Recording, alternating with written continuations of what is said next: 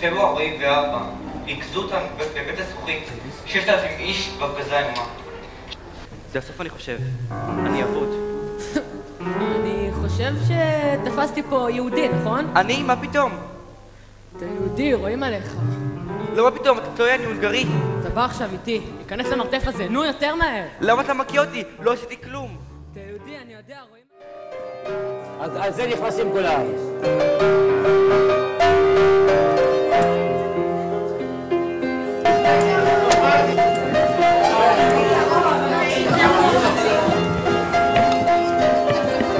תודה כל מישה. שף. אני יושב.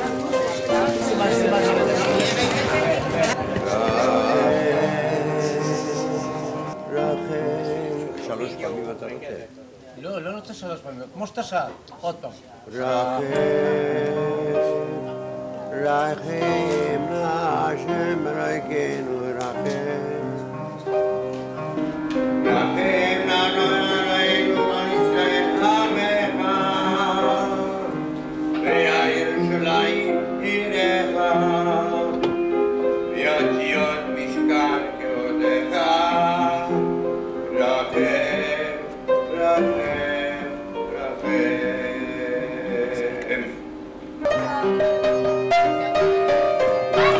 על זה נכנסים כולם.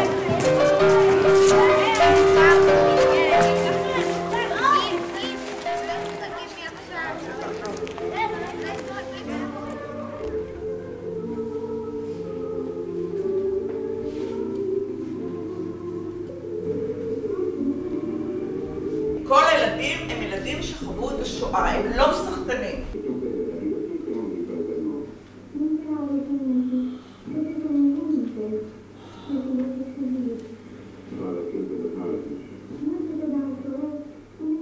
יואל הוא אחד הילדים שהשתתף בסרט, מזל הוא הגיע לרחובות, ויש לנו את הזכות לשמוע אותו, את מה שעבר עליו, הוא ישתף אתכם, ואחר כך תוכלו לשאול שאלות.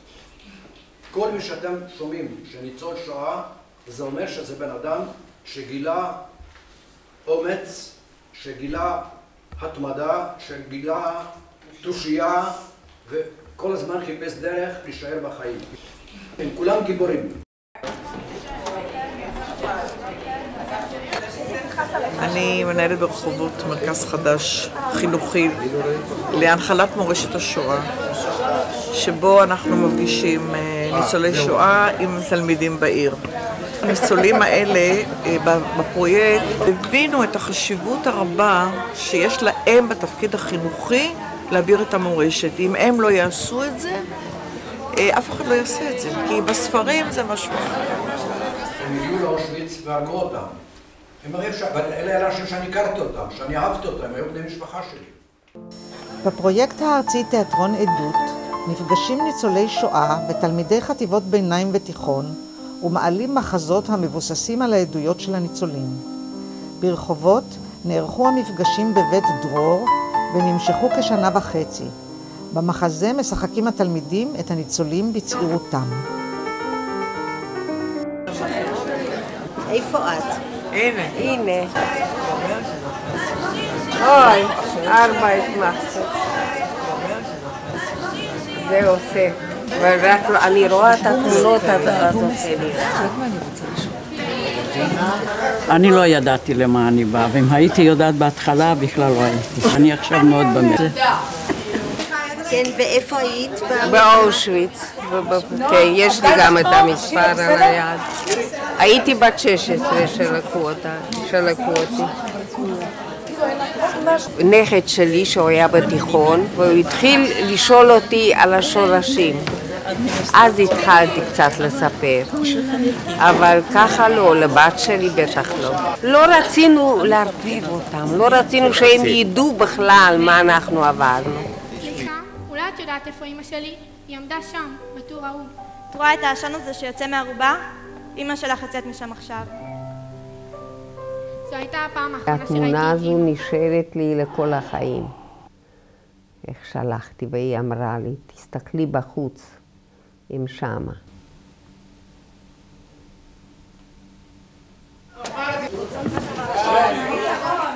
כי בזמנו מי דיבר? אני גדלתי במוסדות שריית הנוער. כולם אין להם אותו סיפור כמו שיש לי. קצת פחות, קצת יותר. לא דיברנו מעולם. ישנו 4 בנות בחדר, אף אחד לא אמרה פיפס ולא כלום.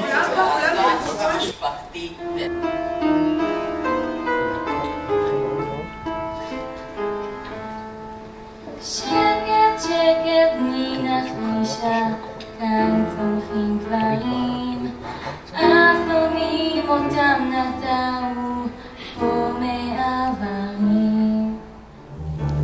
את השעון עם הרצועה האדומה, שהם שמו על השולחן חפצים, והיה שם שעון, ואיריס שאלה, מה מזכיר לכם? פתאום אני רואה את השעון ש60 שנה לא חשבתי על זה.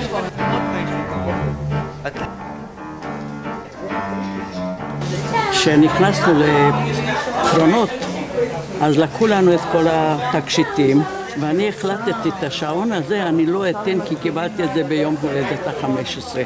תני להם אותו, שלא יתפסו אותך ויענישו אותך. והגרפתי את היד, חגזתי את זה ולא מסרתי.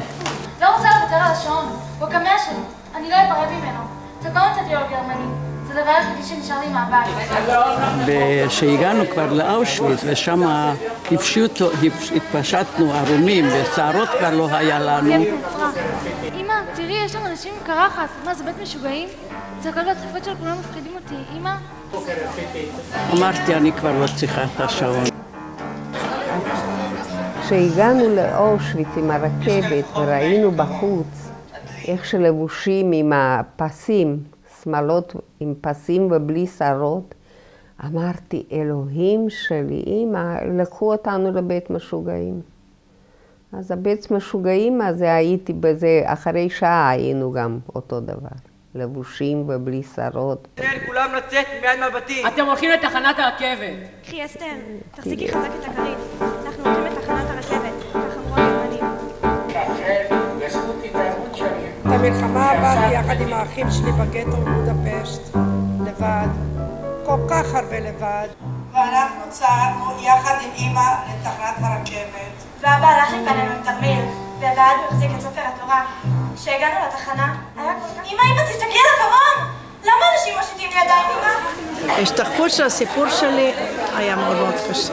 מאוד מאוד מאוד קשה. פתאום ראיתי את עצמי ממש על אמת.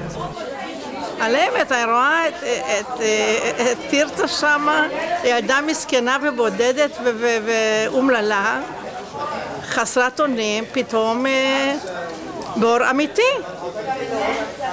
והיו הרבה דמעות, אבל היו גם הרבה חיבוקים. ואני חושבת שזה מה שמחזיק אותנו כאן.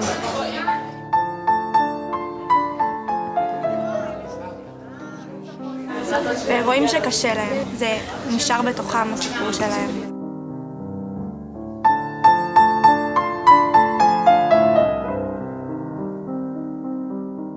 בדרך כלל אנחנו אומרים, האם יוכלו לעמוד על הבמה, הצעירים לשחק, והמבוגרים להעביר את זה בלי להתרגש יותר מדי. מקרים כאלה, לא כאלה שאני מתרגש. וגם היו מקרים שגם מבוגרים ממש היו צריכים להפסיק את הסיפור. הילדים לא ידעו איך לאכול את זה. קשה היה להם להפנים שדבר כזה קרה, ואנשים עברו את כל זה ונשארו בחיים. אתה רואה שיש אנשים שעברו חוויות שאתה לא מאמין.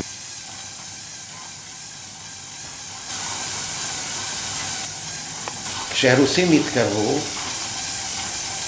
התחילו עם הצעדות. אז צעדנו ברגל, ומי שלא היה לו כוח ללכת, ירו בו, השאירו אותו והשיירה ממשיכה ללכת. ויחד עם אבא הגעתי לברגן-בלזן. זה היה המחנה הגרוע ביותר, וככה שרפו אותם. שורה אחת מתים, שורה אחת עצים. יום אחד, אני לא יודע איך, אני הצלחתי כנראה לגנוב, אני לא יודע, סלק סוכר אחד. אבל זה היה מסוכן להביא את זה, כי היו חוטפים לי את זה, כי כולם היו רעבים. ולא היה לי כל אנושיות, אני לא ידעתי איפה להסתיר. עברתי שם על יד המתים האלה, הרמתי גבייה אחת והסתרתי את הסלק. קיבלתי עונש, 25 מלקות, לא זכור לי שכאב לי בכלל, לא זכור לי. היי, בחורצ'יק, מה יש לך שם בכיס? לחם. אני אביא הביתה כיכר לחם לחברים שלי. אני מבטיח לתת לך שעון זהב במתנה אם תביא לי כל יום פרוסת לחם. הנה, תפרתי לך ארנק עם שרוך ארוך. ביולי 1944. המלחמה עדיין לא הסתיימה. כשאני הייתי בלי אף אחד, לקחו אותנו לרכבת. רכבת לארץ ישראל, פעם ראשונה שנסענו ברכבת של בני אדם, לא ברכבת של בהמות. והפלא הגדול שהיו חלונות, השערות היו מתבדרות ברוח, ובאחד הפעמים לידי עמד ילד מבוגר ממני בשנתיים, אולי 3. כבר אין לי כוח, עייף מהנסיעות. רוצה להגיע כבר. גם לך כבר נמאס מהנסיעות? כן. ואז תוך כדי זה הוא מסתכל עליי והוא אומר לי, תגיד לי, מה יש לך כאן? תגיד, מה יש לך שם? בתוך יש לך איזושהי חבילה עליך. אמרתי לו, כן, יש לי תמונה. אתה רואה, אני לא משקר, אין לי כאן כסף. מי אלו בתמונה? ההורים שלי ואני. ההורים שלי ואני. למה זה חשוב לך כל כך? כי הוריי מתו במחנות. זו המזכירת היחידה שלי מהם. זוהי תמונה שאני החזקתי אותה על גופי לאורך כל השנים. והתמונה הזאת הייתה תמונה שקיבלתי מאבא לפני שהוא נפטר. והיה שם צילום שלי, של אבא ואמא, ואני שמרתי עליה מכל משמר. אני רוצה שתראה לי אותם. אני לא מראה. אני לא יכול. נו, בבקשה, רק לרגע, תראה לי בידיים שלי. טוב, רק לרגע, אבל תחזיק בזהירות. שווה. אני לא מאמין מה עשית, זרקת אותה מהחלון? סתם תמונה. הייתי עמום, והוא פשוט נעלם ולא ראיתי אותו יותר. התמונה היחידה שהייתה לי מהוריי.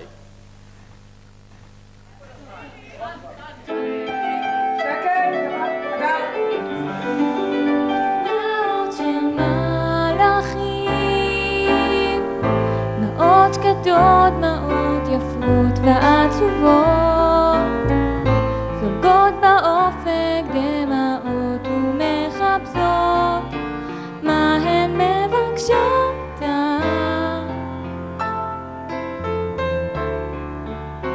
כי כשהמלאכים בורחים בעולם אחר, אז בעולם הזה עצוב לנו יותר. את המיקרופון, את לא שרה מספיק קרוב. שהוא ירים לה. ליאון, מיקרופון ימני, איזה מספר זה? אבל לא תיארנו לעצמנו איך שנקשר לאנשים האלה, ואיך שבאמת הסיפורים האלה ייכנסו בנו. זאת אומרת, אני באמת משחקת את האנשים, אני לא רק שומעת את זה. צעירים, בואו רגע לבמה. רגע באיזה תרחם עליי. המפגש האישי בין הילדים לניצולים הוא לדעתי הדרך הכי טובה לפרק את כל המספרים הקשים האלה של 6 מיליון וכל המאורעות למקרים פרטיים. ואנחנו לא מתכוונים לזעזע אותם, אנחנו מתכוונים לקרב אותם. אני לא יכולה להתפשט ליד כל האנשים האלה. אמא, אני מתביישת. אחד הדברים הכי מרגשים שהיו לי, לשחק משהו, אתה גם צריך להרגיש את הכל בפנים. וזה תחושות לא הכי קלות. זה שאנחנו גם מכירים אותם בתור אנשים, נותן לנו את האפשרות של ממש להתחבר אליהם ולהתחבר לדמות שלהם. ואיך יש להם אומץ לבוא ולספר לכולם, לכל הקהל הנוער הזה, זה יום. וגם אני מרגישה שהיא נותנת לי כוח, אני לוקחת ממנה את הכוחות לשחק את עליזה, ואני נותנת לה כוחות לעמוד בזה. נוצר קשר לא יאומן, ככה כולם. לפני שנה לא הכרנו אותם. מן הסתם האוכלוסייה מאוד רגישה, אלה שהגיעו הנה, לא כל אחד החזיק מעמד גם. היו ילדים שעזבו, כן, היו. זה כבד מאוד. ישבו שם בדממה שעה וחצי פעם בשבוע. אל הילדים, כפי שהם מעידים, קודם כל זה חיבר אותם לנושא השואה, גרם להם לחוות, להזדהות, לנסות להבין, אם אפשר בכלל להבין, אבל לנסות להבין מה קורה בליבו של הקורבן. הנושא כאילו הרבה יותר קרוב אליי. עכשיו אני מבינה אותו, וגם זה שיצרתי קשר עם אנשים, עם 12 אנשים ניצולים, זה משהו שכאילו יוצר הרבה מאוד רגש נורא קרוב, נורא אישי. קישרנו הכל, מה שקורה סביבנו, קישרנו לשואה. זה לא רחוק, זה לא מדברים איתנו פעם בשנה. מבחינת שאתה מסתכל על החיים בצורה שונה, כי כאילו... הרבה דברים שחשבתי עליהם כמובן מאליו, פתאום הבנתי שהם לא בהכרח מובנים. ועכשיו אני יותר מעריכה את מה שיש. באמת, סתם, יום אחד התלוננתי לאמא שלי שאין אוכל במקרר. שאין מספיק אוכל, היה אוכל, אבל לא בדיוק מה שאני אוהבת. ואני חשבתי שזה סוף עולם, אז אמרתי לעצמי, וואלה, היו אנשים שלא היה להם את מה שלי כרגע יש, אז בואו נאכל את מה שיש כרגע, גם אם זה לא הכי אני אוהבת את זה. כל מיני דברים ממש פשוטים גם. שהילדים ילמדו על השואה, על אמיתי ולא מספרי היסטוריה. ויעבירו הלאה.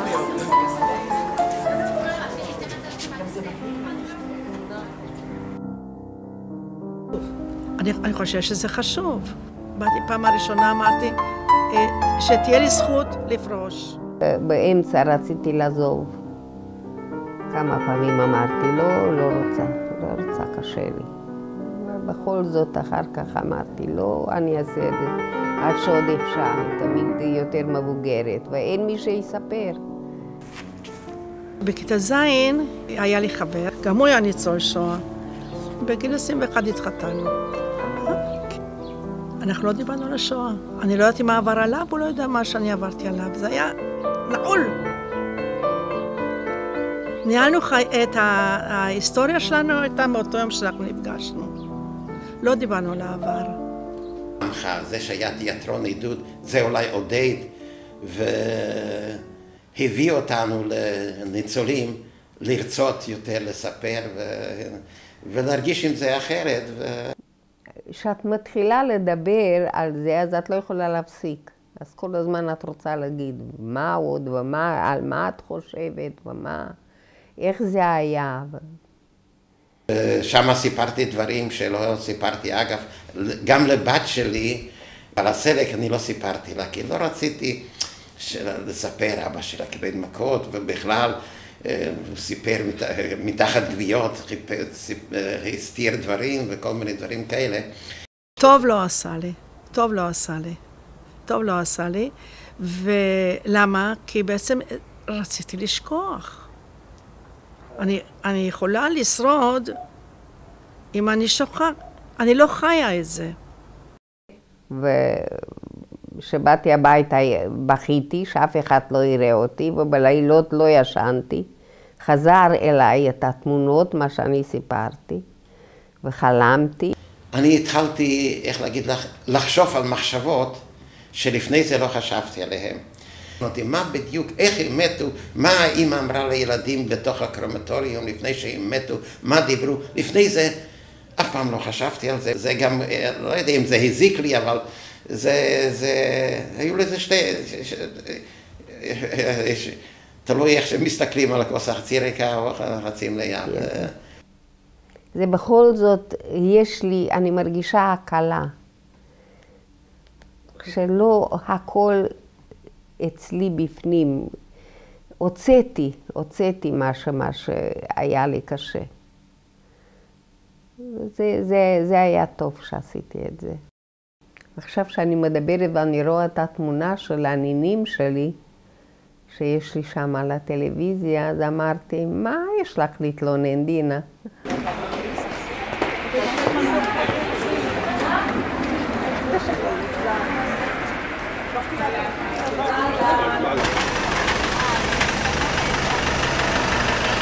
אוטוטו ההצגה מתחילה של סבתא ואני מאוד מאוד מתרגשת, זה מאוד מיוחד בשבילי. די נדיר ככה לראות את סבתא, גם סביב הנושא הזה וגם בתפקיד כזה. היא סיפרה לך במשך החיים דברים על החיים שלה? סבתא בקושי דיברה, בקושי. גם לא כל כך העזנו לדבר לידה, ופתאום ככה ממש בשנים האחרונות ממש השתנו דברים לטובה, וזה מאוד מרגש, מאוד מרגש את כולנו, ובטח עשייה כזאת. שהיא מאוד מאוד עמוקה. תודה לך. הניצולי שואה האלה מקבלים את הטיפול הדור השלישי הזה, שמסוגל לשמוע, לשבת בסקרנות, להאזין, לנחם. יחד זה יוצר תקווה וזה יוצר הרגשה של תקומה ושל המשכיות. הדור השלישי, אלה. התלמידים הצעירים האלה שמשתתפים בפרויקט, אפילו שהם לא נכדיהם של ניצולי השואה, אלה שמספרים בבית, מספרים לחברים שלהם, אלה שמבטיחים לנו, הם לא ישכחו את זה ויספרו אחר כך את זה גם לילדיהם שלהם. הייתי רוצה כבר לגמור את הסיפור הזה ולהמשיך בחיים שלי. איך אומרים? לטוב או למוטב?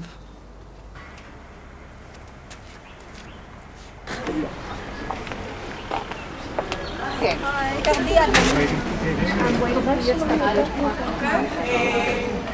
כן. תרדי עד